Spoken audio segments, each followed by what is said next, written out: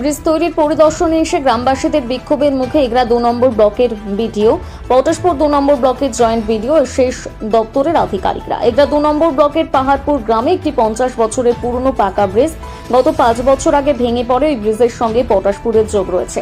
এই পাকা ব্রিজ ভেঙে যাওয়ার ফলে 5 বছর ধরে বহু সমস্যার সম্মুখীন হচ্ছেন এপার ওপার প্রায় 10টি গ্রামের মানুষ। অথচ যে ব্রিজ ভেঙে ওইখানে তৈরি না করে প্রায় 1 কিলোমিটার দূরে একটি নতুন ব্রিজের কাজ প্রায় শুরুর পথে। কিন্তু গ্রামবাসীদের দাবি যে জায়গায় ব্রিজ ভাঙা রয়েছে সেই স্থানে নতুন ব্রিজ তৈরি করতে হবে, তাতেই প্রায় 10টি গ্রামের মানুষের সমস্যার সমাধান হবে।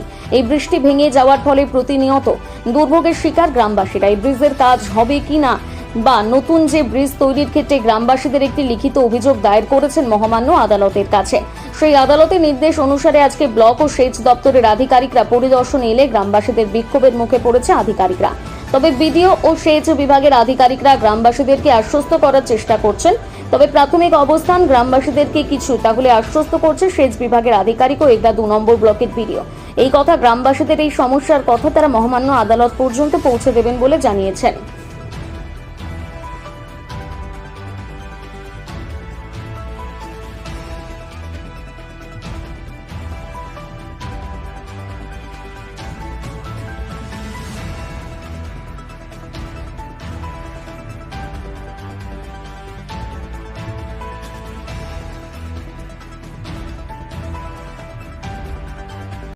যে ব্রিজ নিয়ে গ্রামবাসীদের যে দাবি এটা কতটা যুক্তি রয়েছে বা আপনারা কি দেখলেন কি?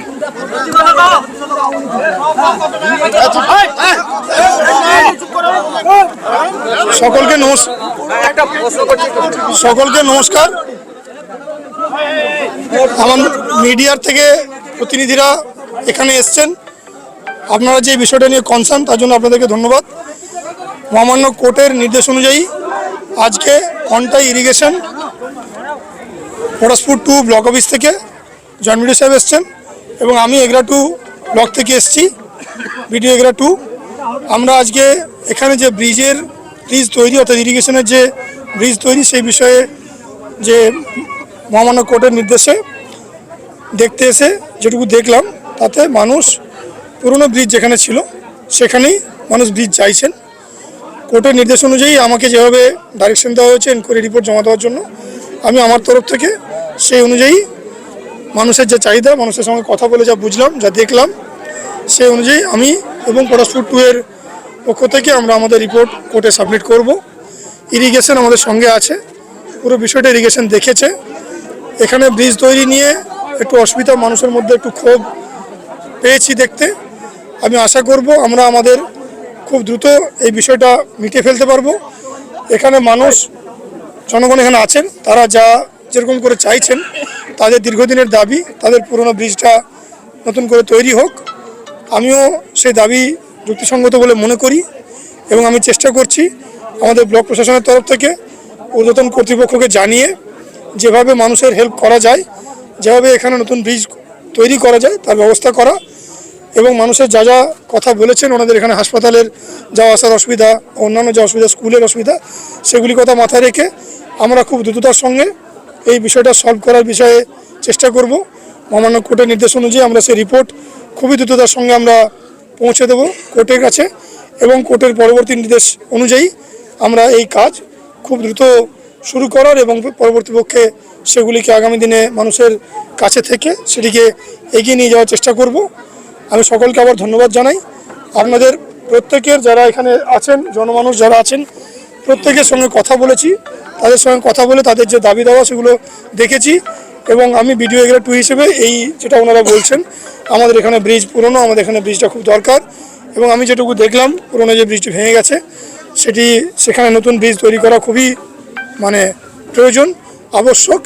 এই মর্মে আমি অবশ্যই মহামান্য হাইকোর্টের কাছে আমি রিপোর্ট দেব এবং আশা করি আমরা সকলে মিলে চেষ্টা করলে, আমি পটাশপুর 2 থেকে আছেন জয়েন্ট বিডিও সাহেব এবং ইরিগেশনের তরফ থেকে যারা আছেন, সবাই মিলে চেষ্টা করলে আশা করি মানুষের চাহিদা পূরণ হবে। আপনারা নিশ্চিন্ত থাকুন, আমরা আমাদের কাজ খুব তাড়াতাড়ি করে করছি, যাতে আপনাদের অসুবিধা না হয় আমরা চেষ্টা করছি।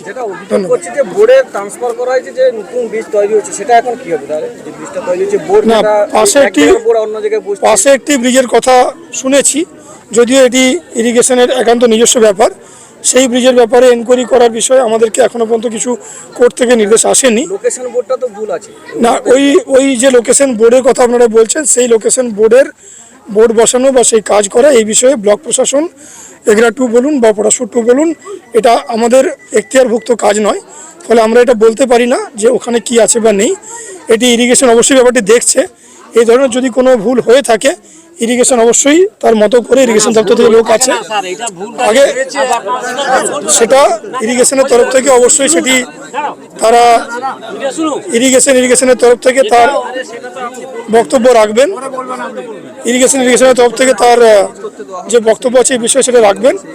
আমরা বর্তমানে কোর্টের নির্দেশ অনুযায়ী যে ব্রিজটি তদন্ত করতে এসেছি, সেই ব্রিজের কাছে গিয়ে সেই ব্রিজটিকে খুব কাছ থেকে দেখে, as a non technical person, অর্থাৎ ভিডিও 2 আমি নন টেকনিক্যাল পার্সন হিসেবে আমি যেটুকু বলতে পারি, মানুষের দাবি অনুযায়ী এই ব্রিজটি খুব দরকার এবং এই ব্রিজটি যত শীঘ্রই করা যায় সেই বিষয়ে আমি কোর্টের দৃষ্টি আকর্ষণ করার চেষ্টা করব এবং সেটা আমি কোর্টকে জানাবো।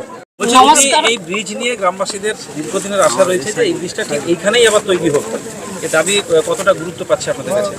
আচ্ছা, আমি 1 নম্বর দেশবন্ধু অঞ্চল ও 2 নম্বর আমার বাথুয়ারি অঞ্চল, এই দুটোরই মেম্বার, জেলা পরিষদের মেম্বার আমি। সেই হিসাবে আমি চাইবো যে ব্রিজটা যেখানে ছিল সেখানেই হোক, কারণ আমরা 1 নম্বর দেশবন্ধু অঞ্চলে মানুষ এই পথই যাতায়াত করে, এই বাথুয়ারি অঞ্চলে আসা যাওয়া করে। এখানকার বাথুয়ারি অঞ্চলে মানে স্কুল থেকে হসপিটাল আমাদেরই সব কিছুই রয়েছে। তাই এলাকাবাসী যেটা চাইছে সেটা ন্যায্য দাবি করছে। আমি এলাকাবাসীর তরফ থেকে চাইবো এটা যে যিনারা দেখাশোনা করছেন প্রশাসনিক লেভেলে, ইরিগেশন দপ্তরে, আমি জানিয়েছি, খবর পাওয়ার সঙ্গে সঙ্গে ওনাদেরকে জানিয়েছি যে এটা যা হচ্ছে ভুল হচ্ছে, তাই যেখানে ছিল সেখানে যাতে হয় সেটা দ্রুততার সঙ্গে দেখা হোক, এটুকুই আমি চাইবো একজন সদস্য মেম্বার বা একজন এলাকাবাসী হয়ে। নমস্কার। আপনার নাম? আমার নাম টুকু মণ্ডল, আমাদের জেলা পরিষদ জেলা পরিষদের মেম্বার। তুমি এই লোকটাকে ভেতরে দাও। আজকের বিক্ষোভ মূলত আজকে 7 বছরের বেশি পাহাড়পুর এবং পটাশপুর, বাথুয়ারি 2 নম্বর অঞ্চল সহ পটাশপুর অঞ্চলের যে ব্রিজটি ভেঙে পড়ে আছে, এটা নিয়ে বারংবার 2 বিডিওর কাছে দরবার করা হয়েছে, কোনো তার সদুত্তর পাইনি। সদুত্তর না পাওয়ার পরে ইরিগেশন দপ্তর থেকে একটা নতুন তৎপরতায় আর একটা নতুন জায়গায় 1 কিলোমিটারের বেশি একটু দূরত্বে আর একটা নতুন ব্রিজ তৈরি করছে। আর ওই ব্রিজটি নাম দেওয়া হয়েছে যে পটাশপুর কানেক্টিং ব্রিজ, কিন্তু ওই জায়গাটাতে কোনো পটাশপুর কানেক্টিংয়ের কোনো সম্পর্ক নেই, মানে 1 ডিসমিল জায়গাও নেই পটাশপুরে, সেটা কেবলমাত্র বাথুয়ারি 2 নম্বর অঞ্চলের মধ্যেই থাকছে। আর ওটা বালিঘাই কানেক্টিং খালের মধ্যে থাকছে, কিন্তু পটাশপুরে কোনো সম্পর্ক নেই। তার জন্য জনগণের যে অসুবিধাটা হচ্ছে, এতদিন ধরে জনগণকে জানিয়ে কিছু হয়নি। বাধ্য হলাম আমরা কয়েকজন মিলে দেবাশিস দাকে নিয়ে, আমরা দেবাশিস বর্মনকে নিয়ে আমরা একটা হাইকোর্টে গেলাম। হাইকোর্টে যাওয়ার পরে ওইখানেও একটা ঘোটালা হয়েছে, সেই ঘোটালাটা আলাদাভাবে হয়েছে, সেটা পরে আপনারা জানতে পারবেন। কিন্তু বর্তমান এই অর্ডারের অনুযায়ী, মহামান্য আদালতের অর্ডার অনুযায়ী আজকে 2 বিডিও সাহেব, পটাশপুরের জয়েন্ট বিডিও সাহেব আর এগরা 2 বিডিও সাহেব ওনারা এসেছিলেন। এটা পরিদর্শন করার ছিল, 12 সপ্তাহের মধ্যে পরিদর্শন করে সমস্ত রিপোর্ট কোর্টে পেশ করতে হবে। তাই সেই রিপোর্ট ওনারা অনুযায়ী এসেছিলেন, এখানে পরিদর্শন করলেন, এলাকাবাসীর বা জনগণের মায়েদের কাছ থেকে শুনলেন সমস্ত কিছু বিষয়টা শোনার পরে উনি এবার বললেন মিডিয়ার সামনে, তো বিডিও সাহেব বললেন যে এই বৃষ্টি গুরুত্বপূর্ণ বেশি, এই বৃষ্টি যাতে হয়। মহামান্য আদালতের কাছে আমারও একটাই প্রার্থনা যে যেই বৃষ্টির গুরুত্ব বেশি সেই বৃষ্টিকে গুরুত্ব দিয়ে ওই বৃষ্টি করা হোক। আর মূলত আজকে হাইকোর্টের নির্দেশে তারা তো ইন্সপেকশন এসেছিলেন, হ্যাঁ, আপনাদের কি কোনো কিছু আশ্বস্ত করলেন? আগে আশ্বস্ত করলেন? আশ্বস্ত যেটা বিডিও সাহেব বলেন, বিডিও সাহেব তো ইরিগেশনের দপ্তরের উপরে কোনো কিছু বলার মতো তার এখতিয়ার নেই, উনি গায়ে পড়ে বা আগে বাড়িয়ে কিছু করতে পারেন না। তাই ইরিগেশন দপ্তর থেকে আমরা এখনো পর্যন্ত কোনো আশ্বস্ত পাইনি। যতক্ষণ আমরা চাইছি যে ইরিগেশন দপ্তরে এসডিও সাহেব যিনি এসে যদি কোনো আশ্বাস দেন তাহলে আমরা সেই আশ্বাস আপনারা কি আবার আজকের এই ঘটনার পর থেকে কি আবার গ্রামবাসীরা একত্রিত হয়ে লিখিত আবেদন করবেন? আমরা লিখিত আবেদন করব এবং এরপর থেকে যদি কোনো সুরাহ না হয় লাগাতার পথ অবরোধ আন্দোলন অনশন পর্যন্ত এখানে চলবে। ব্রিজ নিয়ে আজকে মহামান্য আদালতের নির্দেশে বিভাগীয় আধিকারিকরা এসেছিলেন এবং ব্লকের বিডিও এসেছিলেন। তো শেষ পর্যন্ত সেচ বিভাগের তরফ থেকে কি আশ্বস্ত করলো আপনাদের? সেচ বিভাগের পক্ষ থেকে যেটা বলা হয়েছে যে সেচ বিভাগ বলছে যে এই মুহূর্তে আমরা ওই জায়গার কাজ বন্ধ করতে পারবো না, যেহেতু মাননীয় আদালতের অর্ডার আছে। আমাদের এনকোয়ারি করতে বলা হয়েছে যে আপনাদের যে দাবি দেওয়া বা অভিযোগ সেটাকে আমরা তদন্ত করতে এসেছি এবং জয়েন্ট দুজন ভিডিও এসছেন, এগরা 2 এবং পটাশপুর 2, ওই দুজন ভিডিও এবং আমরা থেকে যতদূর তাড়াতাড়ি সম্ভব চেষ্টা করছি আপনাদের ক্ষোভের বিষয়টা বা দেখলাম আমরা স্বচক্ষে সেটাকে আমরা কোর্টের মহামান্য কোর্টের আদালতের যে নির্দেশ আছে ওই নির্দেশনামা অনুযায়ী আমরা যথারীতি ওখানে অর্ডারটা পাঠাবো। এই যে ব্রিজটা আজকে 5 বছর ভেঙে যাওয়ার ফলে কি কি সমস্যার সম্মুখীন হচ্ছেন? এখানে প্রায় 10টি গ্রাম আছে এই জায়গার সঙ্গে অ্যাটাচমেন্ট ছিল, যেহেতু পুরনো ব্রিজ, 45 বছর পুরনো ব্রিজ, এবং এখানকার সর্বধর্মের সর্বজাতির মানুষ মানে প্রায় 10,000 মানুষ পারাপার করেন। তো আজকের এই 5 বছর বা 6 বছর যে ভোগান্তিটা মানুষ পাচ্ছেন, কাঠের বাঁশের ভেলা দিয়ে পারাপার হচ্ছেন, তাতে খুব কষ্টে আছেন।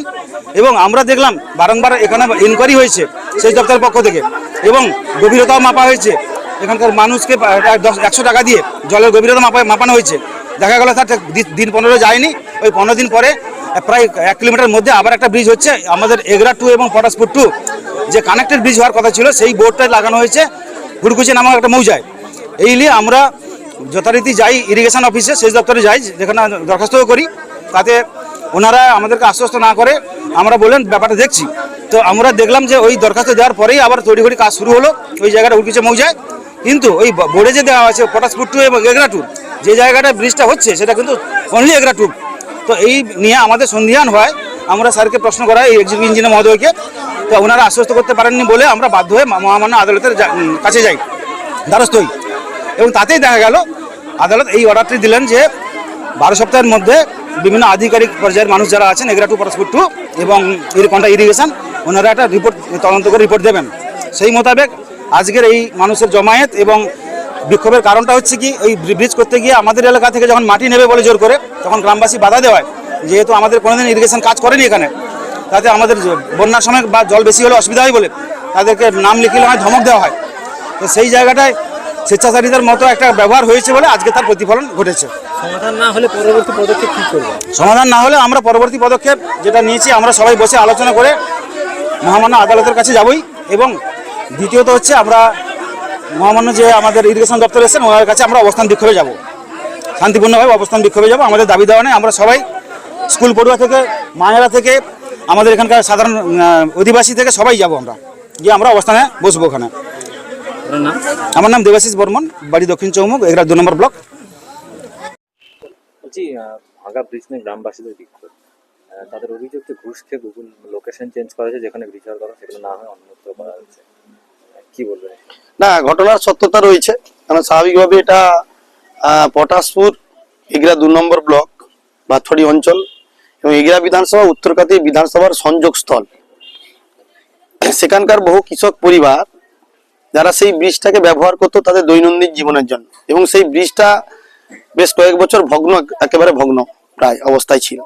সেখানেই গ্রামবাসীদের দাবি ছিল যে ব্রিজটা হোক। স্বাভাবিকভাবে আমি যতটুকু জেনেছি, এবং ইরিগেশন দপ্তরে আমি একবার গেছিলাম নিজে, তো মানে খোঁজ নেওয়ার জন্য, সেখানে পরিষ্কার পেয়েছিলাম যে সেখানেও সয়েল টেস্ট হয়েছিল এবং সেখানেই করার ব্যবস্থাপনা ছিল।